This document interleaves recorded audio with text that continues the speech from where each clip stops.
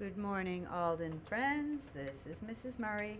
So we're practicing on a small scale so that we can see the steps and apply them. The first thing we need to do, step one, is to go ahead and fold the paper. And for this, we're going to fold in fourths. So half and half, just for simplification purposes. Now I'm going to take my paper and fold it up all the way so that I have a small square to start with, and I will. One suggestion is work composition,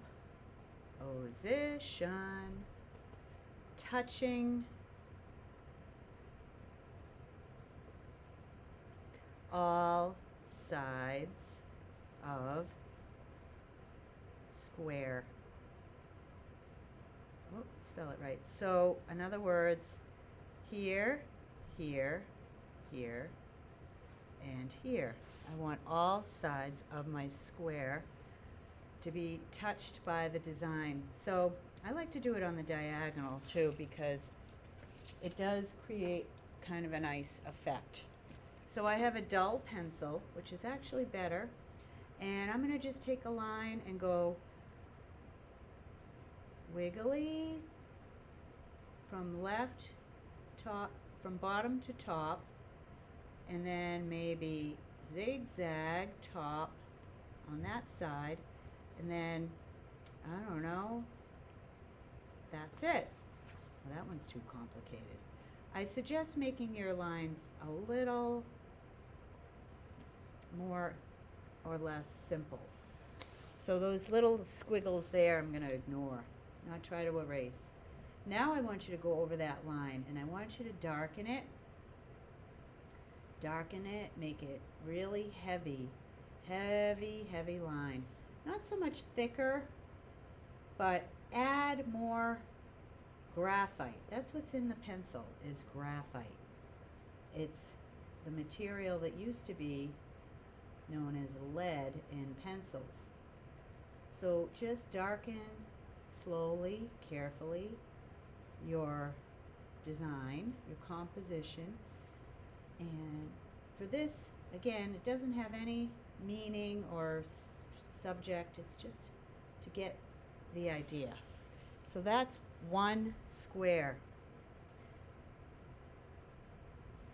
Now, I'm going to open it up.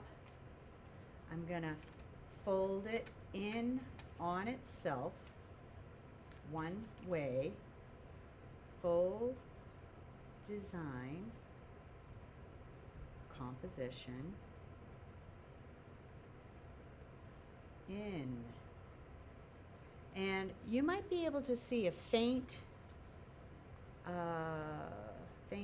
outline of my design, which is normal because this is a very thin paper. It's copy paper.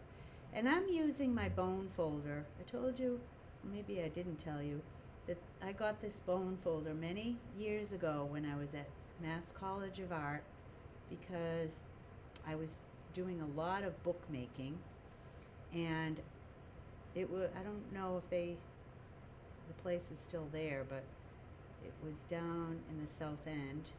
Anyway, it was a bookbinding supply place, very specific.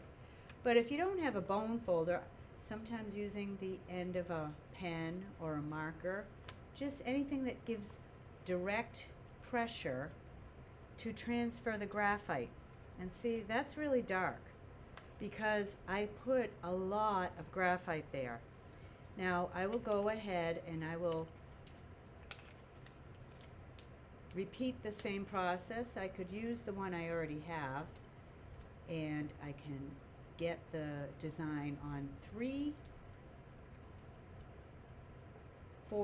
of my paper just to show you what it looks like and how the design transfers.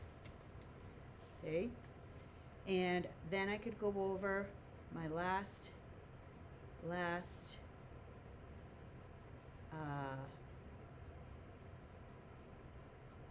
transfer will be,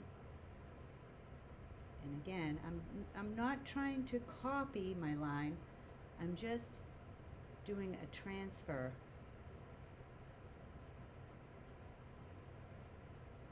of what's there. And you see these funky shapes that emerge? That's something I couldn't have planned. So trusting the process and following the technique or the method, in this case, the transfer method, is how we succeed. It's not by thinking too much, it's just doing these simple steps.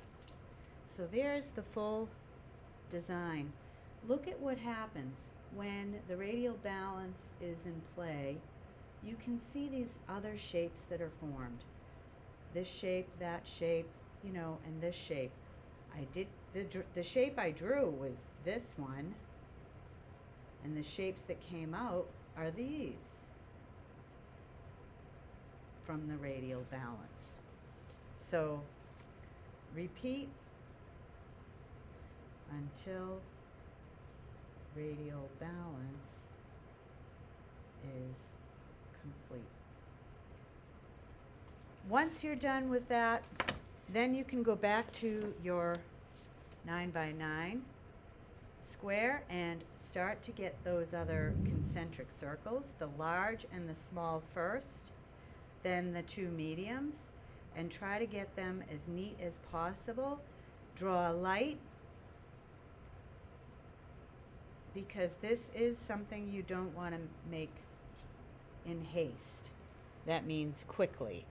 And eventually, what you will do is do a design in that one section here, a second design here, and a third design there. And I'm trying to make an example, but it didn't go so well, so I'm going to try again. That's all. Thank you for listening.